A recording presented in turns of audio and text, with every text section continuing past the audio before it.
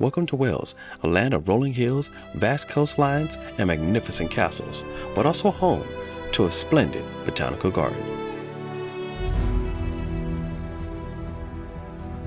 Hi guys, I hope you're having a wonderful day. It's Mac with 9B4M Garden Style, and today we're in Wales at the National Botanic Garden. This will be a lot of fun. There's a beautiful glass house, a couple of conservatories. This is a wonderful garden. We're here in the winter, but there's still a lot to see. Let's go check it out. Located on a site with a centuries-old history, the National Botanic Garden is relatively new, only opening its doors in the year 2000. The garden covers over 568 acres and is home to many rare and threatened plant species. I need to find birds and a bee that I put it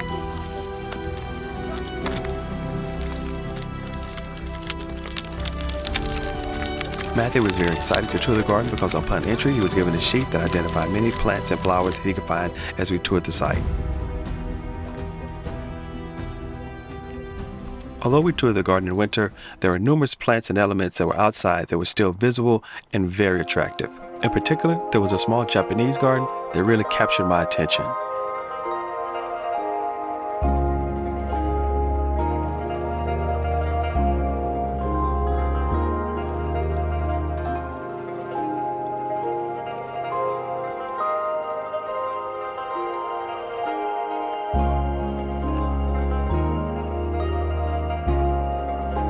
In the 17th century, the Middleton family built a mansion on what is now the site for the botanical garden. Over the following centuries, the land changed ownership many times. Many fine estate homes were built, neglected, torn down, burned down, rebuilt. None of that remains today, but we did find a cave which used to be used to store ice. Historically, ice was only available to the wealthy and elite, and they stored it in cellars or inside of ice houses such as this one, which was built into the side of a hill, dropped down below grade for temperature control, which allowed for ice to be maintained throughout the year.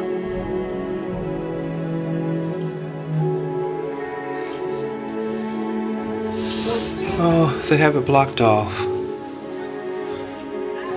So this is where the ice would have been, down at the bottom of that deep, deep hole. The ice house was cool, also unexpected.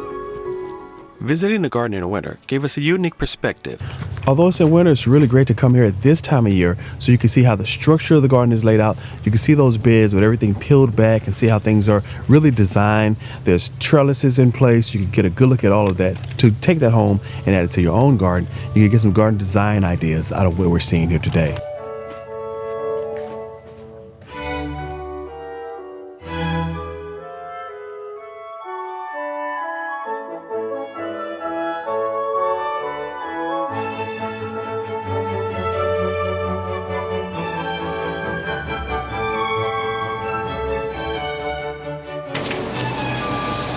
Oh, that is nice and toasty warm. And this is a beautiful tropical house. You can tell this conservatory is quite warm.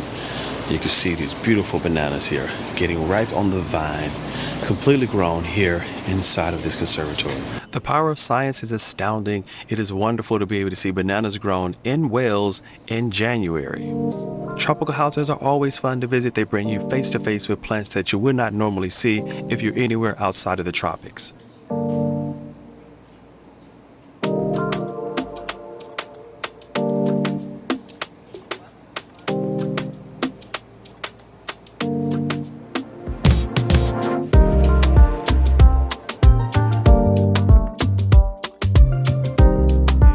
I normally don't see very many daylilies here in the UK, but there are so many planted at this garden. I'd love to come back in the summer and see them in full bloom.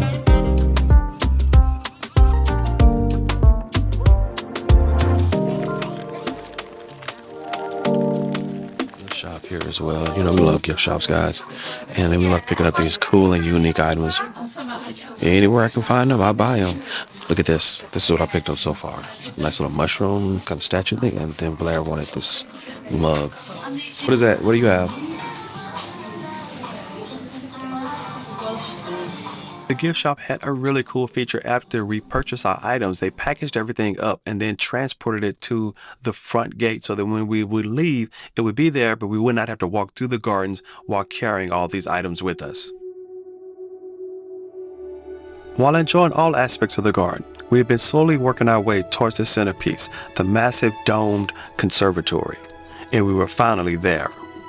The Great Greenhouse, the largest structure of its kind in the world, measures 95 meters or 312 feet long and 55 meters or 180 feet wide. The massive glass dome contains 785 panes of glass. Designed to replicate a Mediterranean climate, the greenhouse contains plants from Chile, Western Australia, South Africa, California, the Canary Islands, and of course, the Mediterranean itself.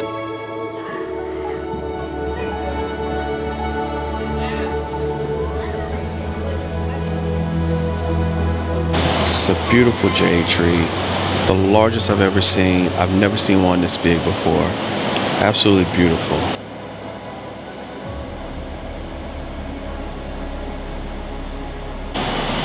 Look at this magnificent aloe here from South Africa. This is so beautiful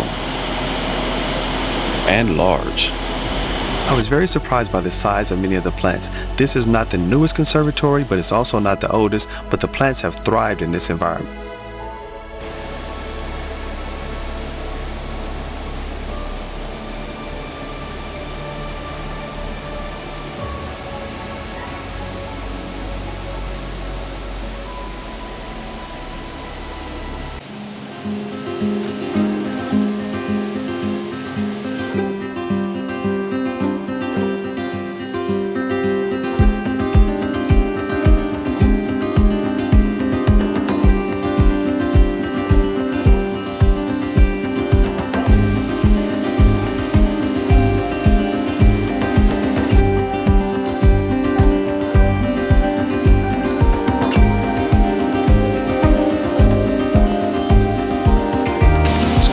Tree. This is not a true tree, but a plant related to daylilies.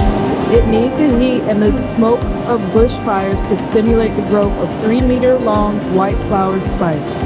This glass house is so unique. I love the design, the way it's built, the dome that's all glass, and then the earth and dirt all up on the sides, which is best for temperature control. It's a temperate house, so the plants really like this cooler temperatures. Just is such a wonderful experience and a great place to visit. As we ended our day at the Botanical Garden, you can see that spring was right around the corner. Flowers were starting to bloom, buds were starting to come up, and water was flowing everywhere.